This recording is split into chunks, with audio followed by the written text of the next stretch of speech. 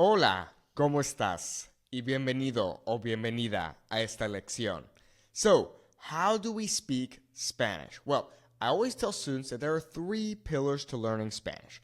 The first and most important is going to be grammar, okay? Without grammar, you are going to fall apart as you get better. I always tell students, build your house on rock instead of sand. Many people think, oh, I can just learn some phrases and then I'll be able to speak Spanish. But what ends up happening is you make good progress at the start, but as you get to that intermediate and advanced level, you are quickly going to realize that you have been avoiding the grammar and your Spanish starts to fall apart, and then you're going to give up and fail. So don't let that be you. So first pillar of learning Spanish is going to be grammar. Then we have speaking. And finally, we have listening, which I will put down here. Okay. Awesome. Okay, so those are the three main pillars of learning Spanish: grammar, speaking, and listening. We also have the two bonus ones, which are going to be reading and writing, and I'll talk about those in a little bit. But let's first look at some very basic aspects of how to speak Spanish, how to learn Spanish. So the first thing that we're going to need to focus on are the vowel sounds. Remember that the vowels in Spanish are the same as they are in English, which would just be A, E, I, O, U. The only difference, of course, is their pronunciation. And this is very, very important. If you want to have a nice accent in Spanish and an accent that makes people turn their heads and say, where are you from? And also an accent that will make people reply to you in Spanish instead of English, then listen up. Focus on these sounds. So, A, E, I, O, U in Spanish, A, E, I, O, U. A, E, I, O, U. I promise you, if you just speak slower and you focus on those vowel sounds when speaking, your Spanish is going to sound much better. Okay, so first, let's take a look at what we call perfect cognates. So here we have three words in English that are the same in Spanish. So in English, chocolate, internet, and color.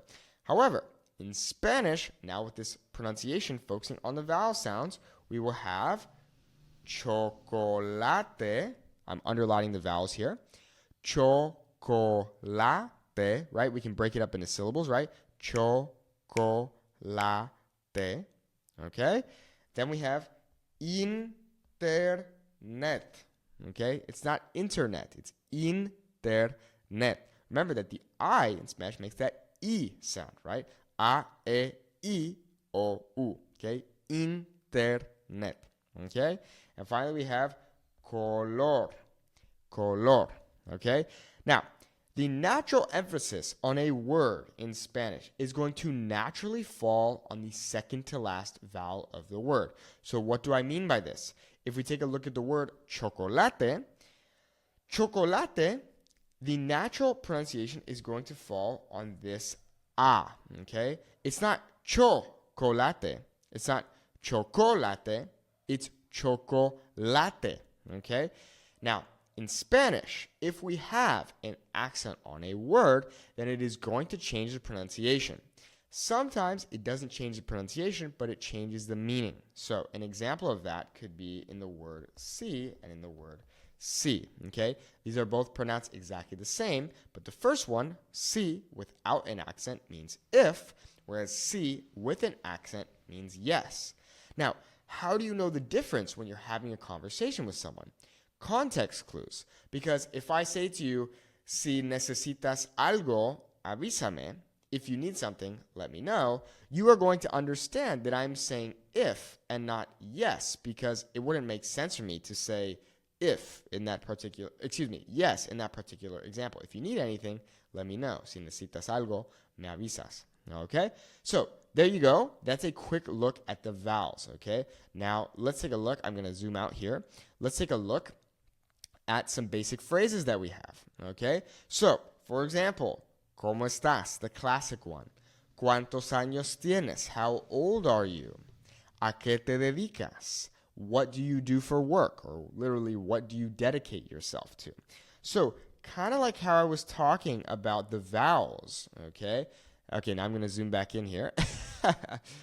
You can see here in this example, ¿Cómo estás? We have the accent here on this A, okay?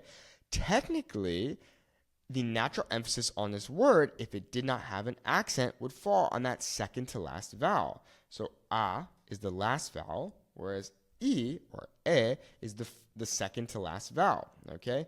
However, because we have this accent on the a, it's changing the pronunciation to como estás. This is very important because in Spanish, we also have the word estas, which is different. Now, before, people would put an accent over this. However, you can just do it like this. So, for example, estas botellas, these bottles. So, estas means these, and it's the feminine plural, right? Estas botellas, these bottles. But notice how it is not saying you are, right? Estás versus estas. That is why proper pronunciation is very, very important. Okay? So those are some basic phrases, right? ¿Cómo estás? ¿Cuántos años tienes? So on and so forth. But, like I said, don't get stuck there. And let me tell you a little story about the piano. And I tell this story all the time. I can play a few songs on the piano. I can impress people at parties when I go to their homes. You know, it's fun, it's cool. People are like, oh, you're amazing. You're an amazing piano player. But my deep, dark secret is that I can really only play those songs. I can't play with a band, and I can't play, any song that I want, okay? I just learned these songs on YouTube, and that was about it. I don't know the scales, I can't read music, and I'm very limited when it comes to my piano knowledge. That is the equivalent of just learning phrases in Spanish. So that's great. You can impress people when you go to order food or, when you're out and about in the world. Hey, ¿cómo estás? ¿Cuántos años tienes? Yo quiero, blah, blah, blah, whatever. That's great, and that's fine, and that will build your confidence. But if you really want to learn how to speak fluent Spanish, then you need to focus on the grammar, which is what we're going to talk about in a little bit. Also, I apologize. My computer keeps sleeping. My recording accidentally got cut off. Totally my fault. So let's continue. Okay, so my uncle, on the other hand, he knows the notes and the scales of the piano. So he knows, oh, this is the major scale, this is the minor scale, yada, yada, yada. He can read music. He knows the notes. He can play with a band. Okay? He can play anything and everything that he wants to play on the piano, whereas I cannot.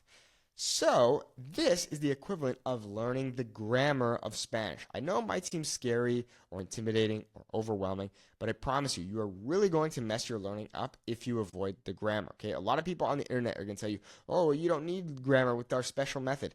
It's a bunch of baloney, okay? Children, you might say, oh, well, children don't really learn the grammar. Okay, that's fine. That's children. But you as an adult have an advantage over children because you have existing knowledge of English, okay? So you know how English grammar works. So then you can apply that to Spanish grammar. Trust me, it's really not as bad as you think, okay? So don't skip out on the grammar. We're going to talk about that in a second, okay? But first and foremost, you need to speak. And this is the number one mistake that I see students make. They think that they are not ready to start speaking in Spanish because, they don't know enough vocab or they're worried they're going to make a bunch of mistakes or they're going to annoy people or what have you. It's a bunch of baloney, okay? You are ready. Do it now. Do not wait. You are seriously holding yourself back if you are waiting to speak Spanish. I don't care what you've seen on the internet about, oh, well, there's this method and the comprehensible input and I should just listen and never speak. It's BS, okay? If you want to be able to speak Spanish, then you need to use your speaking muscles, okay? It's like going to the gym. Why would you expect your legs to get absolutely ginormous in the gym if you only ever work out your arms, okay? It's the same thing with speaking Spanish. You actually need to do it. You just need to speak if you want to get better at speaking Spanish, okay? So you have many different options, okay? You have free options and you have paid options, okay? So free options would be an app like Tandem or HelloTalk. And look, these can be hit or miss, okay? I'm not going to lie. You go online, it's a free language exchange. Sometimes you get weird people on there. It is what it is, but it's free, and that's why it's great for a lot of people. Now, we also have paid options. It's maybe something like italki, which I personally really enjoy, or another app that I like to talk about, which is Lengua, okay? These are two great options. Maybe an option like Preply, for example, another good option, okay, where you can go and get paid tutoring lessons. They can be very, very affordable. You do an hour, a week or whatever. But I highly recommend that you choose one of these. Maybe you could start off with free. You could even start off with something like ChatGPT and just talking to that. And then move on to something like italki, Lengua, or Preply. It's a very, very good idea that you do this because, like we say, when you pay attention. So pay a teacher. Maybe it's $10, $15, $20 an hour, and just Put it in your schedule. I promise you. If you pay, you will show up because it is painful to pay for something and not show up. Okay? Número cinco, listen. So think about what you already listened to. Okay? You don't need to say, oh, well, now that I'm learning Spanish, I'm going to listen to a bunch of podcasts. When in English, you don't even listen to podcasts because you find them boring or whatever. Or maybe it's like audiobooks. Maybe you think, oh, well, now that I'm learning Spanish, I should be listening to audiobooks. If you don't enjoy listening to audiobooks in the first place, then don't do it, okay? So if you're already, jamming out to Shakira or music or whatever while you're, doing the dishes or driving, then just do that in Spanish, okay? Listening is arguably the easiest thing you can do to improve your Spanish because it can be very passive. Now, you can focus on what is called comprehensible input, which is essentially just listening to things that are slightly above your level. But if you're just starting out, don't overcomplicate it and just listen to things that you enjoy listening to. Now, we've been talking quite a bit about the grammar. When it comes to the grammar, you might be like, Nate, there's so many options, so many resources. I don't know what to do. Help. Well, get one good resource and stick to it. Okay, this could be a grammar book, a grammar course, an online program. Check out our Fluent Spanish Speaker Academy by clicking the link in the video description if you're lacking that grammar and that structure. And just keep it simple. Okay. A lot of students say, Nate, I'm using 25 different apps and I have 25 different resources, yada, yada, yada. And then they get overwhelmed. They get confused. They don't know which to use. Oh, how do I use this in my routine? Just pick one good grammar resource and stick to it. Okay? Now, a little bonus for you, some muletillas to kind of help you out to sound a bit more pro when speaking Spanish. These are what we call filler words, okay? Muletillas, okay? A very common one that we're going to use in Mexico is which just means okay? Now, it's a dead giveaway to me that when I hear someone speaking in Spanish and they say that they either grew up in the U.S. and they speak Spanish or they're not a native speaker, okay?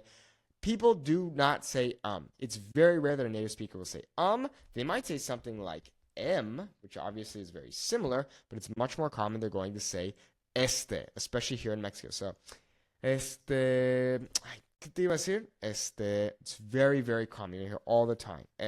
Okay? Now, o sea means rather. It can also mean in other words. Okay? O sea, it can also mean I mean.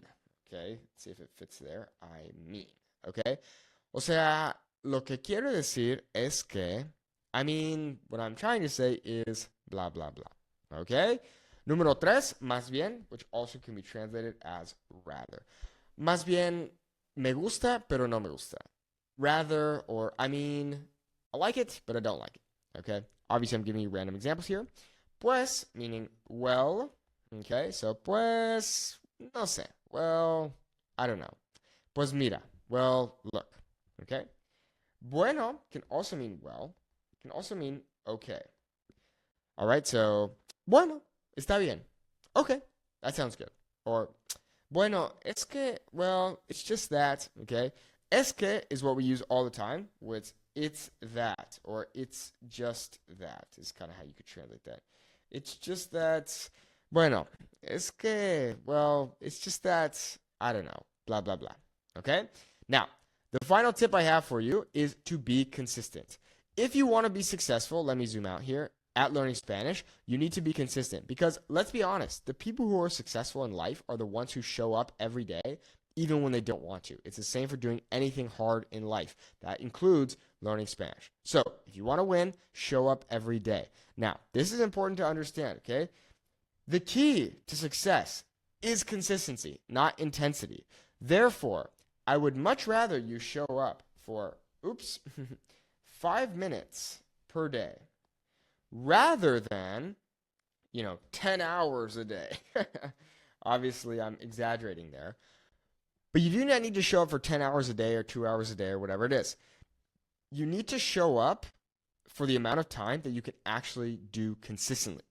So for you, if that's 30 seconds a day, that's fine. If you can do 30 seconds a day for the rest of your life, then it's much better than someone who's going to do 2 hours for, every day for 2 weeks and they give up because they burn themselves out. Okay, so stay consistent because if you are consistent, that is ultimately what will make you successful. Okay, bueno, Muchas gracias por ver este video. I hope you've learned something new. If you want to learn more Spanish from me, click the link in the video description to check out our Fluent Spanish Speaker Academy. Our goal is to help you have a 10-minute conversation in Spanish in 90 days without feeling unconfident. So check it out by clicking the link in the video description. Muchas gracias. Hasta luego.